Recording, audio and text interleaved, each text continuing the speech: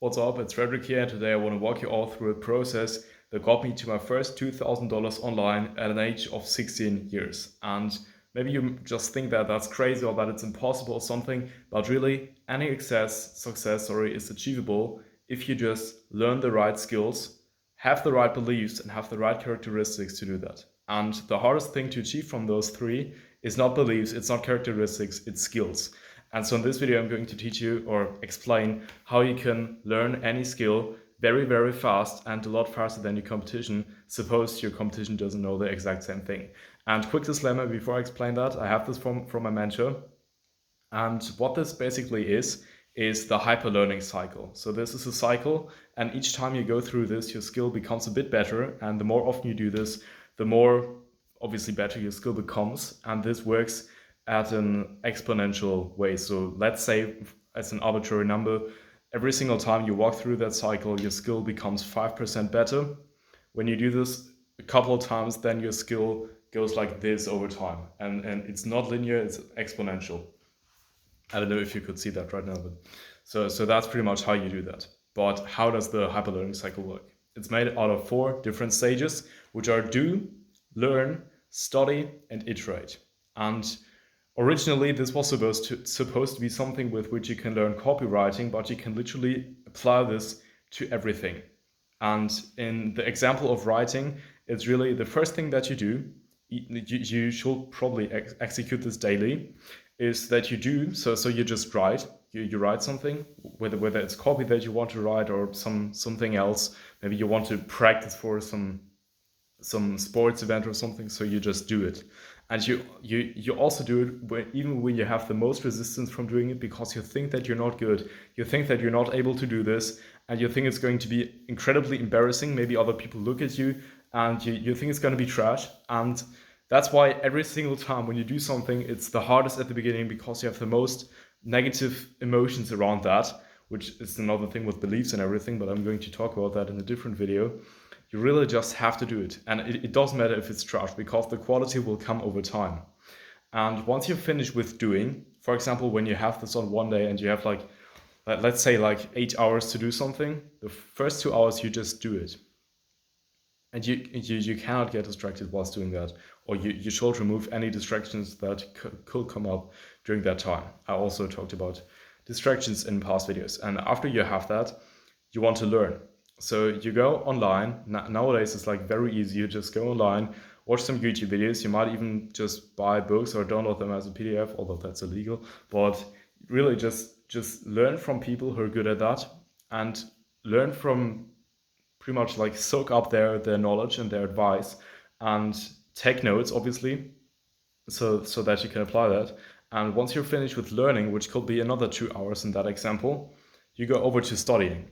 And studying is something pretty unique. It's not that intuitive, because you actually have to really, studying is a whole nother skill on its own, although it's pretty easy to learn.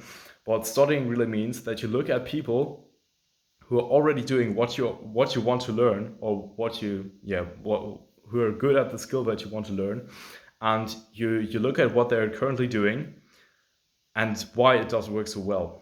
And it's not just an example of sports. Maybe you want to, I don't know what, be good at running, and you see how another person is running. You don't just look at them, but you actually take notes, and you want to be very, very artistic, go into the simples, into the tiniest detail, and see why what they're doing is actually working that well. So in an example of writing, and I'm making this video because I discovered that yesterday, or the day before, when you want to look at something in terms of writing in that example, you look at the text, and you should have when you have one word of text that you want to analyze, you should have 5 or 6 words of notes. So or maybe even a sentence. So when there are 4 words, you want to analyze 1 sentence per word, not in very artistically that you just have 1 sentence per word, but that's about the amount that you should be writing, because you can analyze a lot of frameworks, and the number of these frameworks obviously increases as soon as you learn more and more, because you know about more concepts, and then you can see whether the concepts apply or not. And that's pretty much a way of experiencing reality without actually having to learn the skills. So that's another way of confronting the reality, because you can see that something is already working, and then you can find out whether that is working. And let's suppose you do this for another 2 hours. It will be very, very hard once you do it the first time, and you have to repeat this a lot of times to really become good at studying. And also in that case, or like maybe in an example, like if I was to actually seriously practice my speaking skill, which is something that I'm not currently like actively doing, maybe I should at some time, but I will be watching, whether you like him or not, like Andrew Tate, for example, is a good speaker. Steve Jobs is a good speaker. There are a bunch of other people, Wingang, or I don't know how to pronounce his name, but there are a bunch of people who are pretty good at speaking, who are good at telling stories. And I would really just watch the videos, pause every couple of seconds, and see why the things that they're saying are so powerful and captivate like the listeners and everything like that. And that's pretty much how you do that. And once you finish with that, you want to take the like all the notes that you have from studying, that you have from learning, and the experience that you got from doing, and do some iterations. And an iteration is pretty much changing the direction in which you go. So applying new knowledge, and from a certain point on where you iterate, you want to kind of like define that you will follow the iteration and apply that on when you do something like that the next time. And that's how you get better over time. If you don't really iterate and don't make sure that you clearly say, okay, from now on I will do this differently, it's not going to happen nearly as well as when you not do it. So when you do an iteration, then so for example, when it comes to speaking, you could say, okay, so I've learned that when I vary the speed of in which I'm talking, or when I learn that I have to speak a bit louder so that people can actually understand me better, I will do this from now on. It can be very simple at the beginning.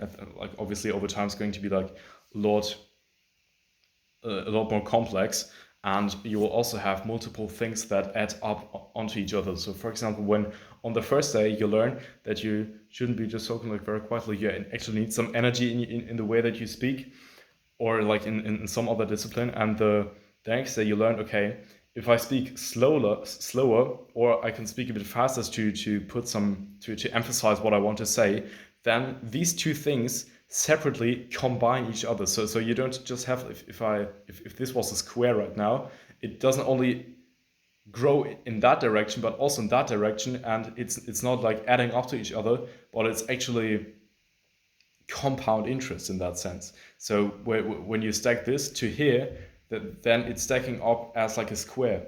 I don't know if someone's actually understanding that what I'm explaining right now, but over time these things will really stack up, and you will discover a lot of different things in each skill that will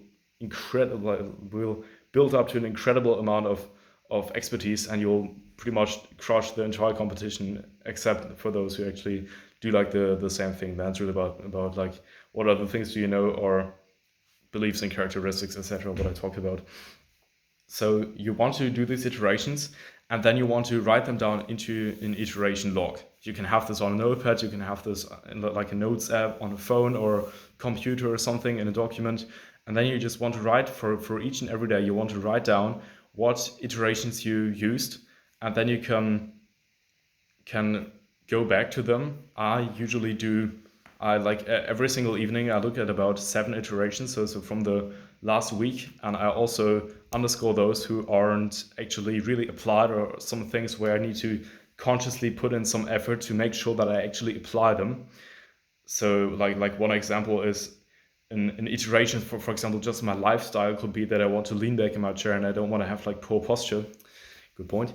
And when I have this, I need to write like an iteration for example, increase my posture or lean back in my chair. And when I add that to the iteration log, I want to underscore that, and I only want to remove that. So in my case, it's really in Notion, so I can remove an underscore. Obviously, that's not possible unless you have like some fancy like remove marker, whatever.